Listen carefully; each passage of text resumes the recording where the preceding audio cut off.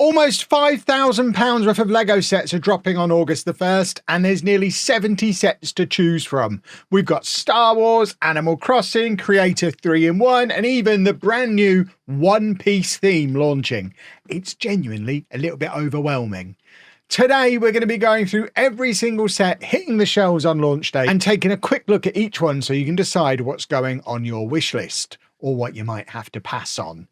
Before we jump into that though, if you are new here, make sure you subscribe and turn your notifications on. We cover Lego news, hauls, city updates, loads more. You won't want to miss out on any of them. And if you do decide to pre-order any Lego off the back of this video, I'd really appreciate you doing that via our affiliate link at blockpartyuk.shop. It helps support the channel whilst not costing you anything more to do, and is very much appreciated. Let's have a look at some Lego, shall we? And as usual, we are going to go through this theme by theme, and you can see I've got quite a lot of tabs open. There is quite a lot to get through, so we're not going to spend too long dwelling on each one. Most of these sets have already been discussed in previous videos when they were announced, so if you want more detail, go hunt back through the back catalogue, or if there's any you particularly want my thoughts on, ask me down in the comments and we can always have a little chat about them down there. So first up, Animal Crossing, one of my personal favourite sets. I've got the full collection of Animal Crossing sets so far, and will one day make an Animal Crossing section in the Lego City. And this Blathers Museum looks awesome. It was a big obvious one that was missing from the collection. $74.99 feels on the expensive side, especially when you consider it's one of two quite expensive Animal Crossing sets coming out on the 1st of August. So I don't know that I'll be getting both of these sets straight away. As ever with Animal Crossing, they are open back as well. So in order for me to properly include them in the city, I am going to have to do a little bit of modification to them, but they're both very, very welcome additions. I love the customization you get on the creative houses. It's about time we got something like that, because obviously Animal Crossing as a game is all about creativity and designing your own island. But they are both very, very cool. And we also have a more budget-friendly Animal Crossing set coming out as well as the third of the three. Goldie's Cozy House. It's a tiny little house, but does give us a little Goldie minifigure. And again, the more Animal Crossing stuff we get, the better as far as I'm concerned. I love all of it. Just the one new set coming in Lego Architecture, but it's a big one, and it is one that we've already got pre-ordered because Anna loves the architecture sets. Expect to see us building this on stream from early August onwards. It's the Neuschwanstein Castle, $239.99 for 3,455 pieces, and it looks absolutely incredible. It's going to look awesome on a shelf in our living room, along with stuff like the Notre Dame, the pyramids, all that kind of stuff. I think they look great. They're a little bit small and fiddly for me to build. It's lots of 1x1 bricks and tiny little things involved in these architecture sets, but there's no denying the fact that when they are done, they look awesome. And I'm sure this one will be very much added to that number as well. Staying on the topic of stuff for Anna, a couple of Botanicals sets that I think she's probably going to have to pass on so that she can get the Neuschwanstein Castle. But we've got the new Hibiscus at $59.99. She tells me the ones that come in the pots are the best ones because then you don't have to find a way to display them. And then there's also the mini bonsai trees, $54.99 for 3 little bonsai trees. The existing bonsai trees, she only ever got the first one of those because it just kept falling apart. Apparently, the slightly newer one that came out recently is a little bit more structurally sound. We'll wait for reviews. We'll wait to see this built before we take the plunge on these, because we don't want another set where just all the little leaves fall off constantly, especially when we have an idiot of a dog bounding around our house, clattering into things. Anything delicate doesn't last very long in our house. They look nice though. And then we move on to one of my favorite themes, Creative 3-in-1, and this is another very, very strong Creative 3-in-1 range. We did a full video back in January building every Creative 3-in-1 set in January in one afternoon. Don't think we'll be doing that again because there's a lot of them and they're quite expensive, but they do look great. The beautiful horse at $44.99. I mean, it does what it says on the tin. It is a beautiful horse. The alternate builds that you get as part of this one are a beautiful deer and a really awesome bear. I love him. I think he's great. And this is the problem with Creative 3-in-1. I want multiples of each. I don't want to have to choose which one I build because I want that bear and the horse. And I'm not buying two. I'm not spending £90, but they are very, very cool. We've then got a haunted mansion, which is another one where I want all 3 builds because the haunted mansion looks fantastic. But when you see the alt builds are a ghost train and a ghost ship, if you want a little haunted spooky area in a Lego city or on a shelf for Halloween, and there is more Halloween stuff to come later in the video as well. But I think there's definitely a place for all 3 of these. The only thing saving me from having to buy 3 straight away is that I have just got the Haunted House, the Fairground Collection set from a few years ago, which does look a lot like this one. It's even the same color. So I think I'll get away with just 2 doing the ghost train and the ghost ship, but I think they're all incredible. And talking of incredible, we also have a new castle. The Creative 3-in-1 castle that retired at the end of last year is one of the most rebrickable sets ever. We do have a castle area, Castle Hill, in our Lego city, and this is probably going to form part of it. We'll probably need multiple of these to make something big and awesome. That's the main build. The secondary build is like a little gate area with a little horse jousting thing in front, and then the other build is a little fortress with a windmill in, and goodness me, do I love a windmill.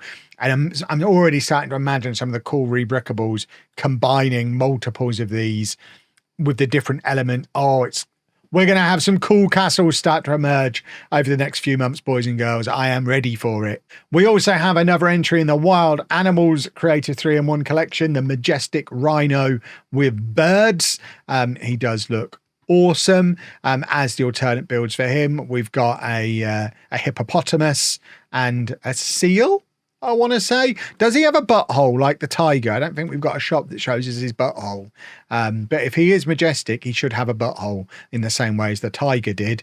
And then we've got another wild animal, this time the tropical toucan, only $12.99, lovely little value build. The toucan looks cool. We had a little polybag not so long ago that was a slightly smaller version of this, but the alt builds for this are great as well. We've got a really cool butterfly and an equally cool fish. And then we've also got a retro telephone, which will go nicely with the retro record player. There was a microphone, or was that an alt build of the record player? There's been a lot of these little, there was certainly a typewriter at some point. This little color scheme with this kind of styling is very cool. That I really like the post-it note and pencil. But the thing I particularly like about this one is you're basically getting 4 phones in one Creative 3-in-1 set. We've got the old style phone that we used to have at our house. Then we've got the 80s style mobile phone, and then 2 mobile phones from my youth, a flip phone and a little Nokia phone as well. It's another one where I can see myself needing more than one set. I'm just not going to know which one I want to build. And then lastly, from Creative 3-in-1, we have another castle, slightly cheaper end of the scale, the Unicorn Castle. It does look very, very snazzy. And again, the alternate builds are cool as well. We get a little unicorn ship and a little unicorn cloud castle thing as well. So $34.99, it's good value. It's just such a great Creative 3-in-1 range. Again, they don't miss. We also have yet another new Batmobile. I mean, I don't even know how many this is this year, never mind in total. It does look like a cool one though, and it is something I'm gonna have to add to my Batmobile collection that lives behind me here on my office. But this is the Batman Forever Batmobile. It does look great. I've seen some early builds of this that people have had early access to it. It looks like it's a decent size as well. It's expensive at $89.99, but as you can see, 16 inches long. It's not like a tiny little playset one. It's a decent sized Batmobile, nearly 1,000 pieces, and I am very much looking forward to getting my sticky little fingers on it. This one just came out of nowhere a few weeks ago. It's not part of any particular theme. It's one of those sets that kind of sit by the till in the Lego store that are exclusive to the Lego store. And it's stuff like the birthday cake, the little Tweety Pie set that we had earlier in the year, the love bears or birds or whatever. There's always stuff by the till that's not really part of any theme. The little suitcase is another example, and this is just a really cool one. $34.99 for an arcade machine, which in itself looks cool, and I want it to start doing a retro gaming display with the NES, with the Pac-Man machine, with the Atari. But what really, really makes this cool is the interior, because it's set up like a little gamer's bedroom, and I just want to take take that whole interior and put it inside our Block Party HQ mock that's in our Lego City and make this Anna's gaming room. She is a big gamer, and this is a very, very cool set. Also, on the topic of the Lego Store exclusive bits, I mentioned there was going to be some more seasonal stuff. So we've got the Altar of the Dead for a Day of the Dead celebration deal, which looks cool from the front, but then you look from the back and it actually has a little altar on the back as well. So this is super cool, lovely little bit of detail, only $12.99 as well. Really great set. And then a couple of Halloween themed sets as well. We've got a jack-o'-lantern pickup truck for only $12.99, which will definitely be pulled out once a year to drive around the Lego City around spooky season. And then we've also got a Halloween wreath at $34.99. Awesome level of detail in this. Love the little bat on the top. We've got wreaths all around our house because we stuck the Christmas ones to the wall, but we can add another wreath. Why not? Then we have just the one Fortnite set. We got the rest of this Fortnite wave came out back in June, but for some reason this one was pushed back to August. It's the Mecha Team Leader. I think it's the most expensive Fortnite set they've done yet at $209.99. It's 2,500 pieces. I mean, it does look awesome if you're into Fortnite or into mechs, I guess. I'm not particularly into either.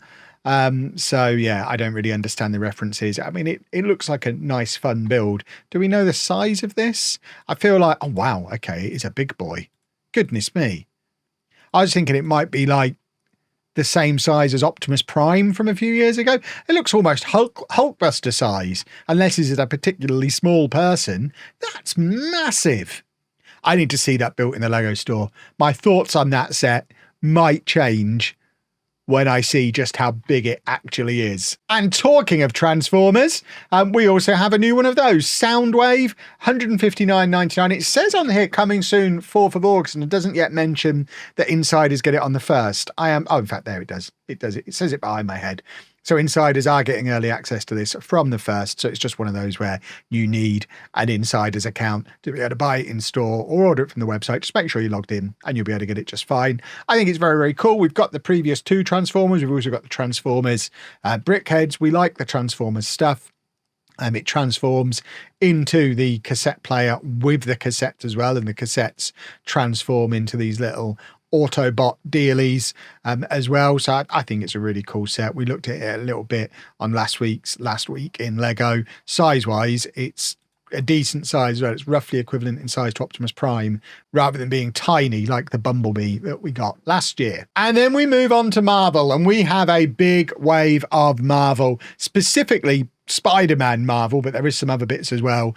And this is where my wallet is going to take a pounding. We start off with Peter Parker's apartment, $44.99. And this set is awesome because it's compatible with the bodega that we got earlier in the year, which interestingly, before this set was even announced, I've already converted to a modular in the city and have a Peter Parker's apartment above it. So I don't know if I'm going to integrate this one within the existing mock that we've got, the rebrickable that we've got, or whether I'm going to do this as another little standalone building. But it does integrate with not just that, but some of the other new Spider-Man sets as well. We also have a Captain America versus Thanos playset, $29.99. Nice enough if you're a kid and you like Marvel playsets. Likewise, the Iron Man and War Machine versus Hammer Drones. They're just little, I consider this kind of stuff little birthday gift stuff. If you're a kid going to your mate's birthday party and you've got 20 quid to spend on a present, this is the kind of thing you get, I think. And this is the other set that I was trying to find when I said it was compatible with some of the other stuff. So this set, compatible both with the Peter Parker apartment and the Miles Morales bodega, and it looks great. $119.99 for Spider-Man versus Oscorp, 808 pieces. So price per piece, it is quite expensive. But when you factor in the fact we are going to be able to make it into something really, really cool in the city, I am intrigued and excited.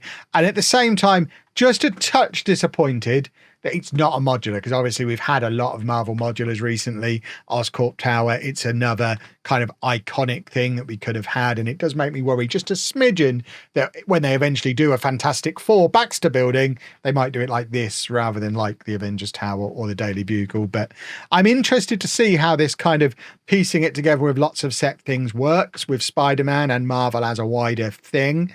I know they've made quite a fuss at Lego over the last week or so, talking about Lego Marvel being able to interact with each other, whether it's from the comics or the movies or from wherever it's from. And I think it's a cool idea. Obviously, we see it in action with the Harry Potter stuff, where you have that kind of modular Hogwarts, where you're constantly adding different bits to it.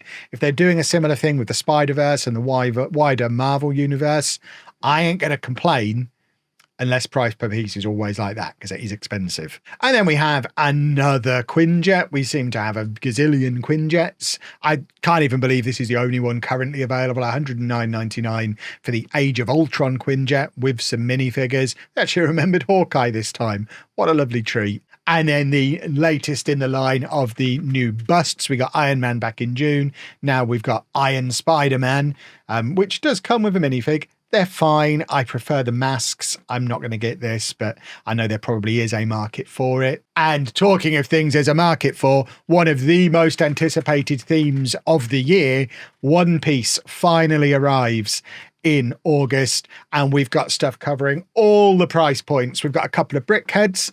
I've not seen One Piece. I've not read One Piece. The last time I mentioned this in the video, I was told I pronounced it wrong. I said Monkey D. Luffy because I can read. Apparently it's Luffy. That word does not say Luffy, boys and girls. But $9.99 standard brickheads price. Good to see they've not gone up because Speed Champions have.